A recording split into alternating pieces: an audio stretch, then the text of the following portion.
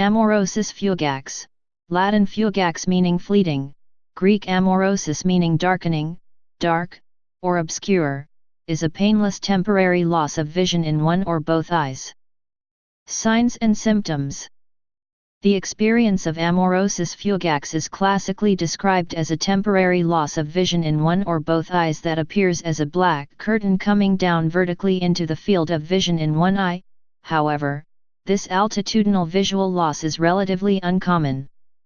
In one study, only 23.8% of patients with transient monocular vision loss experienced the classic curtain or shade descending over their vision. Other descriptions of this experience include a monocular blindness, dimming, fogging, or blurring. Total or sectorial vision loss typically lasts only a few seconds, but may last minutes or even hours. Duration depends on the cause of the vision loss. Obscured vision due to papilledema may last only seconds, while a severely atherosclerotic carotid artery may be associated with a duration of 1 to 10 minutes.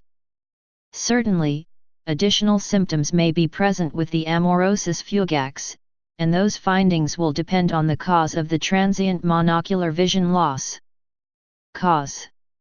Prior to 1990, amaurosis fugax could, clinically, be divided into 4 identifiable symptom complexes, each with its underlying pathoetiology: embolic, hypoperfusion, angiospasm, and unknown. In 1990, the causes of amaurosis fugax were better refined by the Amaurosis Fugax study group, which has defined 5 distinct classes of transient monocular blindness based on their supposed cause: embolic, hemodynamic, ocular, neurologic, and idiopathic, or no cause identified.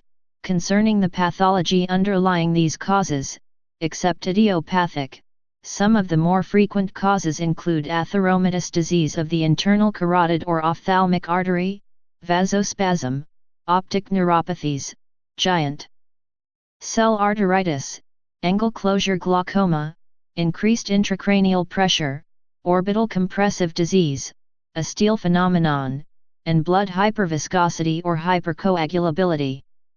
Embolic and hemodynamic origin. With respect to embolic and hemodynamic causes, this transient monocular visual loss ultimately occurs due to a temporary reduction in retinal artery, ophthalmic artery, or ciliary artery blood flow, leading to a decrease in retinal circulation which, in turn, causes retinal hypoxia. While, most commonly, emboli causing amaurosis fugax are described as coming from an atherosclerotic carotid artery, any emboli arising from vasculature preceding the retinal artery, ophthalmic artery, or ciliary arteries may cause this transient monocular blindness. Atherosclerotic carotid artery, amaurosis fugax may present as a type of transient ischemic attack, TIA, during which an embolus unilaterally obstructs the lumen of the retinal artery or ophthalmic artery, causing a decrease in blood flow to the ipsilateral retina. The most common source of these atheroemboli is an atherosclerotic carotid artery. However, a severely atherosclerotic carotid artery may also cause amaurosis fugax due to its stenosis of blood flow, leading to ischemia when the retina is exposed to bright light. Unilateral visual loss in bright light may indicate ipsilateral carotid artery occlusive disease and may reflect the inability of borderline circulation to sustain the increased retinal metabolic activity associated with exposure to bright light. Atherosclerotic ophthalmic artery will present similarly to an atherosclerotic internal carotid artery. Cardiac emboli. Thrombotic emboli arising from the heart may also cause luminal obstruction of the retinal, ophthalmic, and/or ciliary arteries, causing decreased blood flow to the ipsilateral retina, examples being those arising due to 1. Atrial fibrillation, 2. Valvular abnormalities including post-rheumatic valvular disease, mitral valve prolapse, and a bicuspid aortic valve, and 3. Atrial myxomas. Temporary vasospasm leading to decreased blood flow can be a cause of amaurosis fugax. Generally, these episodes are brief, lasting no longer than 5 minutes, and have been associated with exercise. These vasospastic episodes are not restricted to young and healthy individuals. Observations suggest that a systemic hemodynamic challenge provoked the release of vasospastic substance in the retinal vasculature of one eye. Giant cell arteritis. Giant cell arteritis can result in granulomatous inflammation within the central retinal artery and posterior ciliary arteries of eye, resulting in partial or complete occlusion, leading to decreased blood flow manifesting as Amaurosis Fugax. Commonly, Amaurosis Fugax caused by giant cell arteritis may be associated with jaw claudication and headache. However, it is also not uncommon for these patients to have no other symptoms. One comprehensive review found a 2 to 19% incidence of Amaurosis Fugax among these patients. Systemic lupus erythematosus, periarteritis nodosa, eosinophilic vasculitis, hyperviscosity syndrome, polycythemia, hypercoagulability, protein C deficiency, antiphospholipid antibodies, anticardiolipin antibodies, lupus anticoagulant, thrombocytosis, subclavian steal syndrome. Malignant hypertension can cause ischemia of the optic nerve head leading to transient monocular visual loss. Drug abuse-related intravascular emboli. Iatrogenic, Amaurosis Fugax can present as a complication following carotid endarterectomy, carotid angiography, cardiac catheterization, and cardiac bypass. Ocular origin. Ocular causes include iritis, keratitis, blepharitis, optic disc drusen, posterior vitreous detachment, closed-angle glaucoma, transient elevation of intraocular pressure, intraocular hemorrhage, coloboma, myopia, orbital hemangioma, orbital osteoma, keratoconjunctivitis sicca. Neurologic origin. Neurological causes include optic neuritis, compressive optic neuropathies, papilledema. The underlying mechanism for visual obscurations in all of these patients appear to be transient ischemia of the optic nerve head consequent to increased tissue pressure. Axonal swelling, intraneural masses, and increased influx of interstitial fluid may all contribute to increases in tissue pressure in the optic nerve head. The consequent reduction in perfusion pressure renders the small, low-pressure vessels that supply the optic nerve head vulnerable to compromise. Brief fluctuations in intracranial or systemic blood pressure may then result in transient loss of function in the eyes. Generally, this transient visual loss is also associated with a headache and optic disc swelling.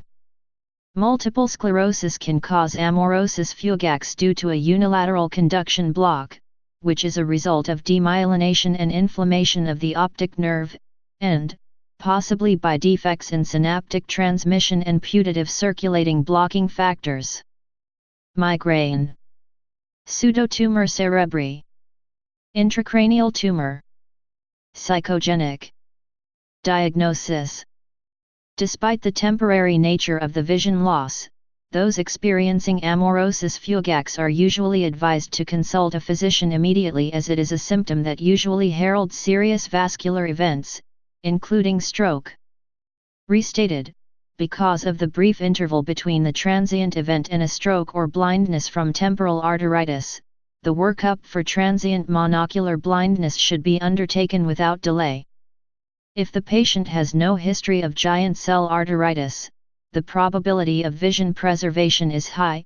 However, the chance of a stroke reaches that for a hemispheric TIA. Therefore, investigation of cardiac disease is justified. A diagnostic evaluation should begin with the patient's history, followed by a physical exam, with particular importance being paid to the ophthalmic examination with regards to signs of ocular ischemia. When investigating Amaurosis Fugax, an ophthalmologic consult is absolutely warranted if available. Several concomitant laboratory tests should also be ordered to investigate some of the more common, systemic causes listed above, including a complete blood count, erythrocyte sedimentation rate, lipid panel, and blood glucose level. If a particular cause is suspected based on the history and physical, additional relevant labs should be ordered.